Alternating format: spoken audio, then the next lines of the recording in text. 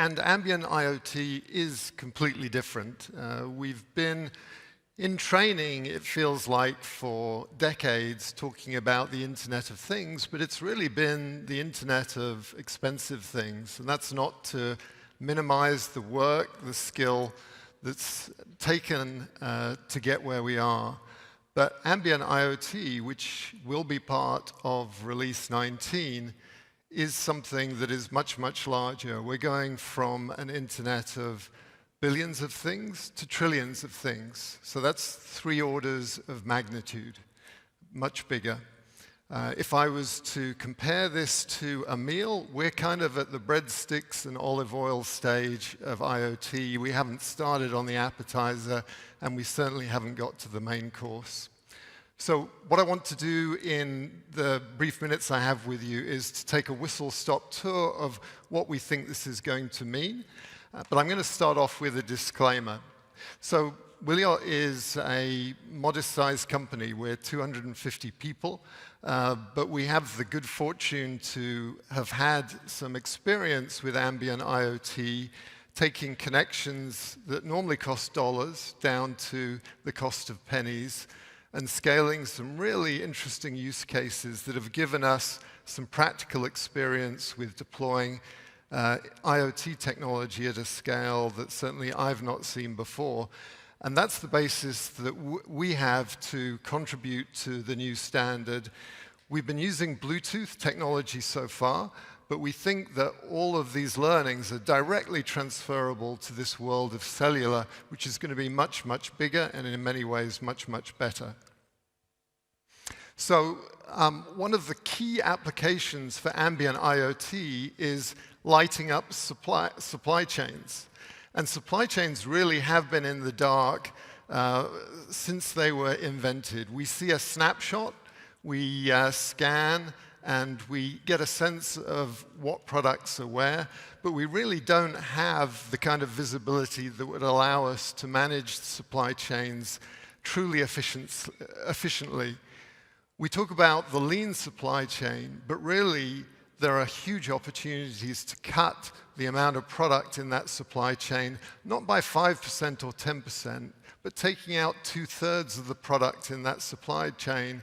And when we do that, we make them much, much more profitable, but we also drastically reduce the carbon. So one of the things that excites me most about ambient IoT is the ability we have to use it as maybe one of our most potent weapons against climate change. And if I was to use another metaphor to describe what we're talking about, it's a bit like those strategy games where you have a map and then your friend gives you the cheat code, and suddenly the whole map lights up and you can see what's going on everywhere all at once. And that gives you the ability to have an unfair advantage and to win the game.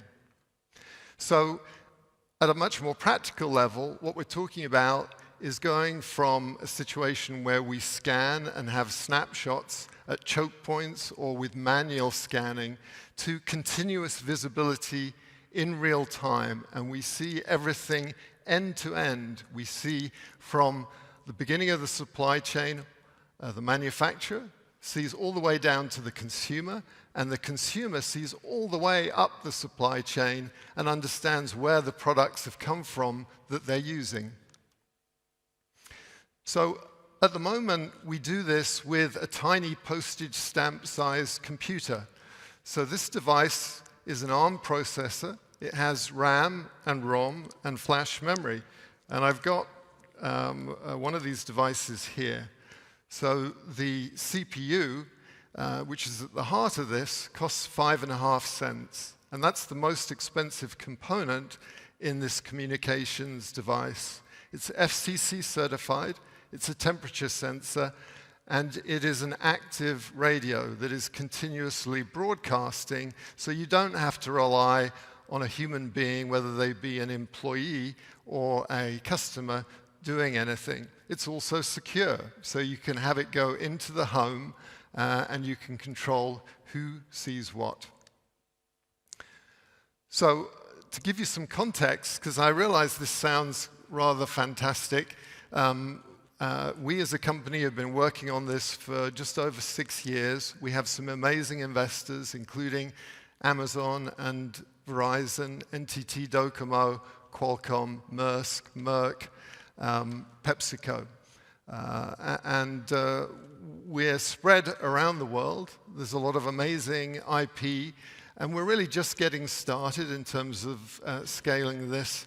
But last year was our biggest year in terms of volume of devices, and we made 70 million of these tiny postage stamp-sized compute devices.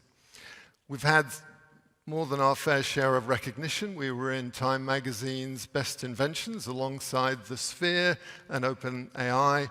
And this ambient phenomenon has been featured in the Wall Street Journal on their front page of their technology section. So to put this in perspective, we're talking about an evolution from a world of mainframes, where computers cost millions of dollars, to the desktop, where we went from thousands of computers to millions of computers, because the price went down to thousands of dollars. You take the price of a computer down from thousands of dollars to hundreds, and suddenly you have a billion of these compute devices, and you go from hundreds of dollars to 10 cents or even less, and that's how you get to trillions. The computers really become part of the packaging. They become embedded into clothing, food, medicine, vaccine vials. One of the projects we did at the height of the COVID epidemic was to integrate these devices into individual vials of COVID vaccine to authenticate them, to measure the temperature, and to even measure the fill level and whether the vaccine had been safely diluted. Now that technology, the project was an incredible success technically, but it was never deployed because the FDA didn't know that this was possible, and so the focus was just on producing vaccine, not measuring whether it had been kept at the right temperature. But going forward, that's possible. We're going to be able to see our people taking their medicine and many, many other things. So the kind of architecture that we have today, and this will change when this gets blended into picocells and base stations, but what we have is a multi-tier architecture where tags talk to bridges, bridges talk to gateways. So bridges are Bluetooth in, Bluetooth out. Gateways go from Bluetooth to the IP network. And then there's a cloud element, which is really, really important. And we actually sell the chips that enable these compute devices at cost, and we provide free firmware to anyone that wants to make the edge devices that are required to read these tags. And what we sell is the software as a service that's required to make sense and take a tsunami of data and turn it into actionable insights. So the closest parallel to what's been developed is RFID. And in fact, Ambient IoT is a radio frequency identifier, but it's the next generation of RFID, Gen 3, if you like. And it differs from Gen 2 because it is secure. It has sensing, temperature, humidity, weight, open and close detection for packaging. And it was born with the cloud, with AI, with machine learning in mind. If we try and think of, well, what do we mean by ambient IoT? It's basically, as last year's Oscar winner said, everything everywhere all at once. It's radios that are in the appliances, in the machines, talking to other radios that are embedded in individual item level and case level packaging. When we do this, we have an awesome power to deal with some of the most challenging problems from the productivity that we need in order to look forward to a happy retirement, supply chains that have the visibility to avoid disruption and be much more efficient, that allow us to take the carbon out of those supply chains, and also a really potent weapon against crime. If you can track every product, it's much harder to steal it. It's much harder to make counterfeit products. And all of that criminality is a tax on the economy as well as being very unfair. So a few use cases that we're implementing today. We have retailers that are deploying 20,000 items of inventory that are all online, continuously broadcasting their location within a store. And so we're seeing things that we've never seen before. The path of a box of detergent as it moves around the store. And this box of detergent is moving all over the place. It's kind of dysfunctional. It was part of an overstocking event. And we can spot that, and we can find things that previously were lost. Is the inventory in the back of the store? Is it in the front of the store? Is it in a trailer in a car park? So talking of trailers, one of the other use cases that we're seeing come to life is tracking items in transit. So one of the largest grocery retailers in the world set the challenge to its suppliers to fit all of its tens of thousands of trailers with devices not just to track where the trailer is, but what's inside of it. We were able to show them that they were freezing their strawberries half a dozen times between the DC and the store. And by starting to put tags on every case of every product in the trailer, then they could basically get a 3D heat map.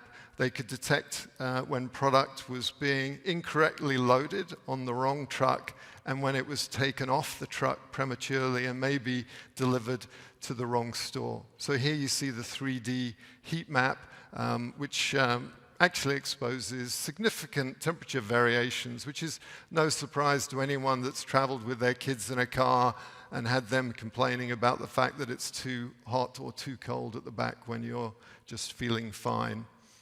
So one of the other aspects of this that we've been working on is a browser for the physical world. It's called Living Web.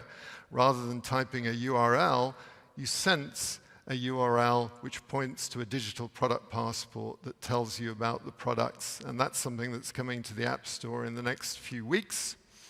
A few words on standards. So there's going to be some healthy competition. The Bluetooth SIG is starting work to build upon its position of having the transport layer for these devices to grow its support for Ambient IoT. So where does 3GPP come in? Well, this is a still from one of my favorite movies, Network. And really what 3GPP brings is the network. Rather than having access to the Internet of Things being gated by the owner of the devices that are in your home, there will be open access through 3GPP. So if a manufacturer or a retailer wants to talk to the clothing or the consumable products, the box of cereal in your home, they won't have to go through an Amazon or a Google or whoever owns the smart speaker that would be the gateway in the Bluetooth world. With 3GPP, there's open access. So there's good progress.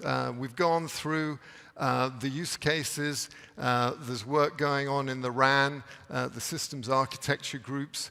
And there's also work going on in the IEEE in a Wi-Fi ambient standard. We believe there will be some competition, but each of these standards has a place and is complementary. The technology to make this work is amazing. I don't have time to explain this particular diagram, but I do want to take a moment to show you this, which is basically a dynamic map of the carbon that is being consumed. We've loaded data from one of the largest retailers in the world, and what this map allows us to do is to look at the different carbon footprints of the same product going through different routes through a supply chain. So we will have the ability to tell consumers whether this banana or that banana has a bigger carbon footprint so that the consumer can start to vote with their purse and their wallet and have an influence on climate change. So yes, Ambient IoT means more profits, potentially, more savings, but it also will allow us to measure things that haven't been measurable before, to redesign supply chains, and really balance people, planet, and profit. The implications are really significant for almost every player in our ecosystem. If I was to summarize this rather complicated chart that shows the implications for carriers, device manufacturers, and business, it's that this is a paradigm shift. Everyone has something to bring to this new world of ambient IoT. The important thing is to get started now, to create a group that can really focus on this. Let's not make this like the internal combustion engine, where the car manufacturers knew how to make electric cars, but basically suffocated that innovation for years. Let's try and empower the people that can bring ambient IoT to life and solve some of the world's biggest problems. Thank you very much for your time, for your attention. It's been a real pleasure and a privilege.